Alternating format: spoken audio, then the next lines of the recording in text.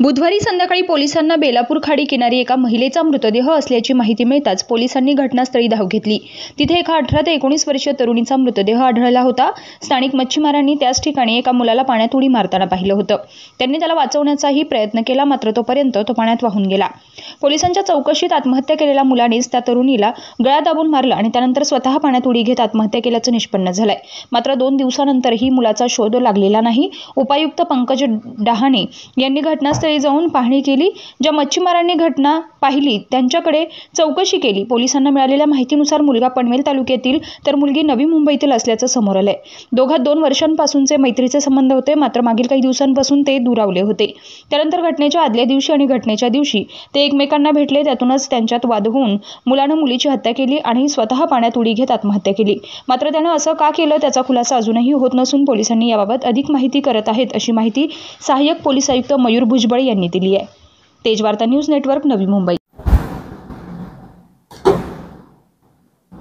Okay, काल दिनांक 7 August रोजी आम्हाला जवळपास 4:30 वाजता कॉल आला की DPS स्कूलच्या मागे एका मुलीची बॉडी मिळालेली आहे आणि त्याच ठिकाणी काही मिनिटापूर्वी एका मुलाने जेट्टीच्या ब्रिजवरून खाली पाण्यात उडी मारलेली आहे आणि तो वाहून गेलेला आहे, अशी एकंदरीत आम्हाला प्राथमिक माहिती मिळाली।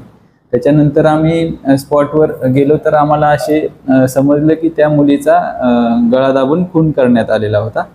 मग त्या अनुषंगाने आम्ही तपास चालू केला आणि त्याच्यामध्ये आम्हाला असं समजलं की ती मुलगी आणि मुलगा हे गेले 2 वर्षापासून एकमेकांना ओळखत होते, ते एकमेकांना भेटत देखील होते आणि त्यांच्यामध्ये काही दिवसांपासून वाद झाल्यामुळे ते मागच्या 2 दिवस सलग भेटत होते आणि वादाचं कारण नक्की आम्हाला अजून समजलं नाही, पण त्या झालेल्या वादामध्ये त्या मुलाने त्या मुलीचा गळा दाबलेला आहे आणि त्यानंतर लगेच त्या जवळच्याच असणाऱ्या जेट्टीच्या ब्रिजवरून त्यांनी उडी मारून आत्महत्या केलेली आहे।